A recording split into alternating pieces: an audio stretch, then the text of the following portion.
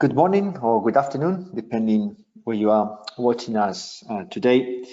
My name is Javier Marcos. I am a Møller Institute associate, and I am delighted to be talking today with Richard Hill, who is a client director and also an associate of the Møller Institute. He's got background in executive education and also the founder of an NGO called Realize, who was founded in Central America to bring about social change and transformation. And today we're going to talk about some of those elements in the context of leadership, rather than specifically focusing on a leader. We're going to frame this conversation around the art of leading and the art of leadership. Richard, I'd like to start with an important element of leadership, which is authority. Tell us, how do you see, the genuine and the true sources of authority in leadership today? Oh, you start with the big ones, why not? So there's a difference between leading and being in charge. And a leader operates with a mandate from those around them, from, we're going to call them followers, we're going to call them stakeholders, whether we want to call it the community. So authority for a leader comes very much from those who they serve, those who they represent, those who they are there to provide leadership towards. See, personally, I believe leadership is a community act. It's not the leader standing out, exercising authority, power, strength. It's something that is bred from the place that they come from. It's not in isolation. And there are many views on leadership. There are many views on how it comes together. So my belief is that authority simply comes from the place that you are leading, rather than being structured. There's within various philosophies, within religious philosophy, within various theories, Weber, whoever, there's discussion of where authority comes from. But at its core, it's by consent. Leadership is by consent. So it's almost like individuals allow and give that authority to other individuals in the belief that from giving from that act of generosity there will be some reciprocity and some good will be created. You've also mentioned power, and how do you define power, and how important is it to be powerful? So we get very confused about power. Leaders have power as part of their toolkit, but there's a danger in exercising it as a tool.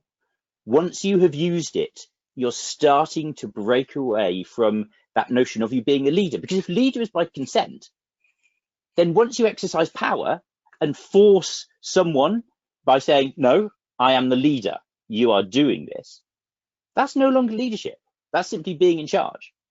And you can recover from that as a leader, but the more power is exercised, the more it starts to chip away at how you are perceived by those around you, your own sense of what you can do, and your own sense of the parameters of how you can act. And I think it's quite interesting.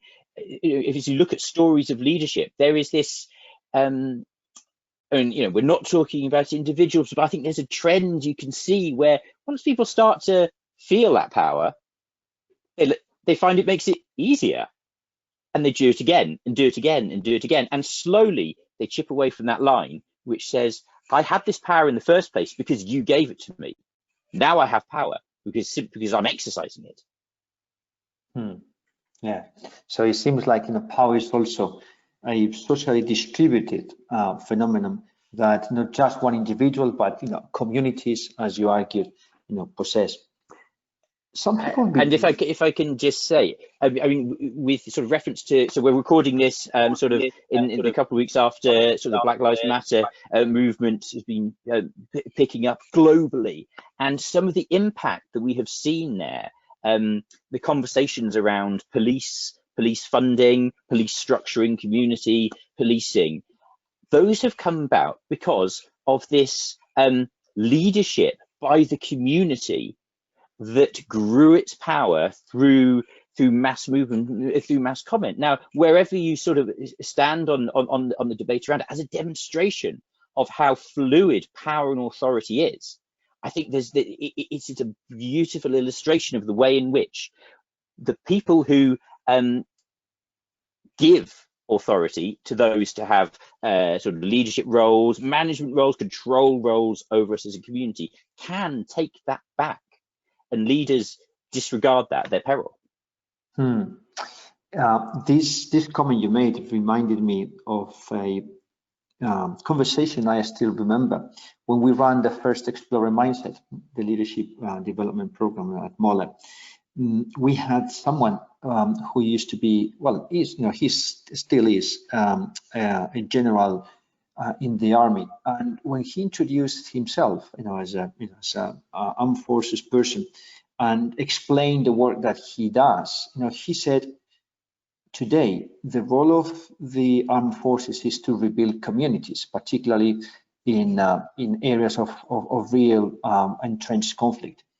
And I was quite interested and very inspired by that very notion of using that force that gives you the arms and the weapons to actually force the rebuilding of communities. So there's definitely an element that you're suggesting around impact.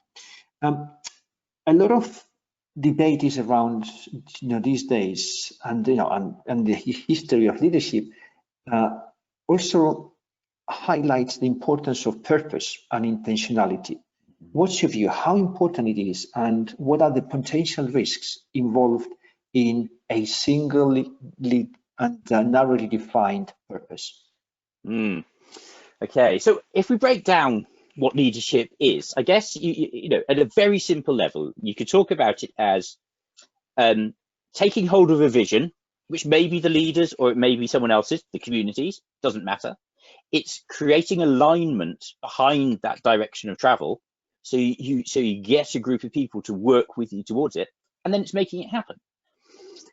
Purpose is critical in this.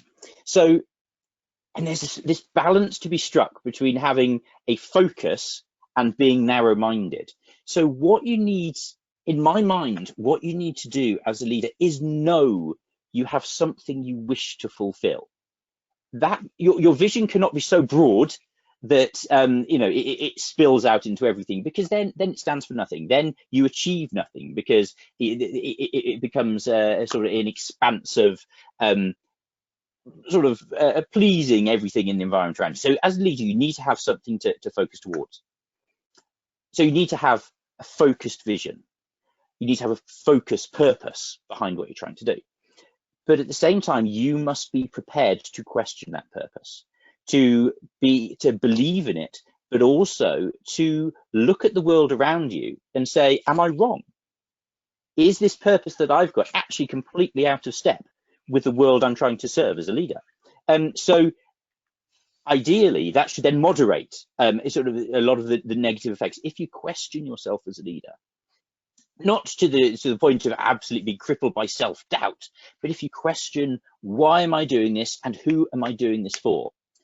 If the only answer becomes, why am I doing this? Because I believe it's right. Who am I doing it for? Well, me as the leader. Then you're down the wrong track.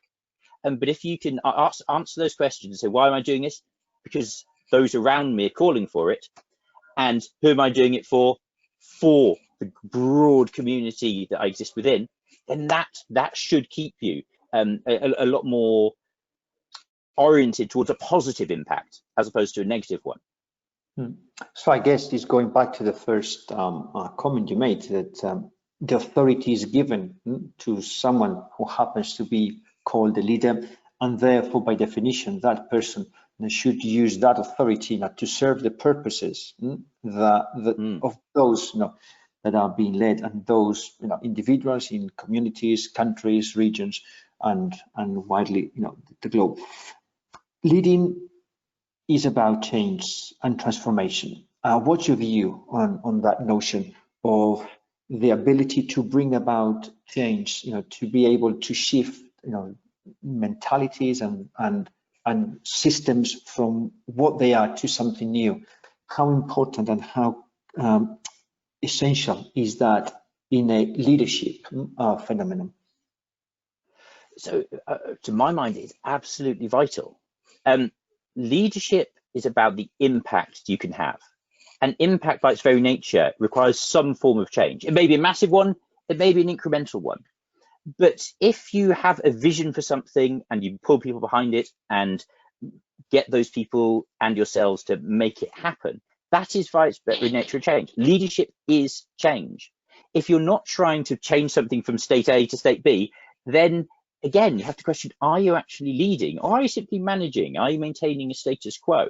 And that's fine. If the status quo works, if there's no need for innovation, there's no need for disruption, there's no need for a massive shift, then that's fantastic. But you got to say, how often are we presented with a world where there is nothing that needs changing? I would argue that that's a very, very, very rare occasion. And sometimes, as with now, we're presented with massive sort of volatility and uncertainty, and that's what people need to take hold of and reach forward and be able to work with. Richard, what do you think institutions like Møller Institute that we share as associates, or my own university, Cranfield University, what's our role as educational settings in bringing about the kind of leadership that we have been discussing today? Institutions have a difficult role, because we have, with the social debate that's going on at the moment about being how much we're driven by history and how much we look forward. Universities are grounded in a whole past of previous inquiry and perspective. But equally, we are better equipped by many to question those. So our role as education institutions, I firmly believe, is to be almost causing that self-doubt, causing that questioning to take place, and keep on reiterating the why are we doing this? And it's that aspect of our education that we need to drive forward. Now, in sort of the current world, sort of education models have been disrupted and thrown up in the air about how we engage. But what stays at the heart of it is education is about changing people's ways of thinking, which then leads to changes in ways of behaving. So we do what we carry on doing, but we also do it in a way which responds to the world as it is now. Not a world as we idealized it as being 100 years ago or 10 years ago, but what we're presented with now, and are forward-looking enough to be able to anticipate what may be next. I think that's an important insight. I believe that those of us who are linked to university settings have that great opportunity to reflect and to access a vast array of resources, including academic research, and we are as a colleague of mine says, in that unique and privileged position of being able to ask ourselves difficult questions and questions that need to be asked, that sometimes the day-to-day running of organizations may not allow. So this is really useful, Richard, and I wonder whether seeing that you've got some guitars behind, I also play guitar. I wonder whether one way of bringing together these insights you have shared with us is by drawing an analogy between music and leadership. So in music, there are two key components: the rhythm and the melody. If you are playing in a band, you have to tune into the band rhythm and be in the right key. It's almost like what you suggested today. In order to bring about and to create leadership, leaders need to tune into the purposes, sometimes latent, of their communities they lead. They need to understand the aspirations as well as some of the frustrations that those that they are serving actually have and think, and they have a legitimate reason to doubt about themselves and to bring new ways, as you rightly said, and very nicely, new ways of thinking that will prompt new ways of acting, and therefore new positive impact will be created. Is there any final reflection, any final thoughts? Well, I was just thinking, and to stretch that metaphor, hopefully not to break it, but also the leader needs to be able to play the melody, needs to be able to play the rhythm, needs to be able to walk off the stage when they're not needed. And that is the challenge for leadership, to be able to flex, to be able to adapt, sometimes pick up the lead guitar, sometimes play the drums, sometimes actually go around the back and make certain the sound desk's working. That's what they need to be able to do. And this question of power and authority, I think, sits at the heart of that, because if you are under a misguided assumption about where your authority comes from and the right you have to exercise power, then you'll never flex. You'll never move around between all those different instruments. And the questioning yourself to say, am I contributing to this tune right now? Or am I completely disrupting it is what you need to ask. So yeah, stretched metaphor complete. So just before we go, Richard, if you were to recommend a song for us to listen to today, what song would you? Oh, wow, that's off kilter. Okay, this is just the first one that's come to mind. There's a song by the Scottish duo, the Proclaimers, called The Joyful Kilmarnock Blues. And there's a line in it. I'm not going to talk about doubts and confusion on night when I can see with my eyes shut. It's a beautiful line about kind of certainty and be able to see things. And then one further line, no matter what the question, the answer's always I. So I will say yes, and then I'll make it happen. I will, I can see clearly, and I will grasp hold of this and take it forward. So for me, that might be the one right here and right now. How about you? Anything that you can think of? The first song that came up on my list today was "The Times They Are Changing" by Bob Dylan. So I would invite people to re-listen to that song, and I think that what Dylan wrote back in the 60s is still relevant today as he was back then.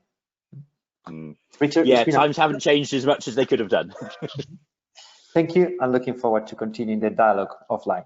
And thank you for all of you who have joined us today or have listened to the podcast. And I'm looking forward to the next dialogue in the Møller Institute Leadership Insight series. Thank you, and see you soon. Thank you very much. Bye.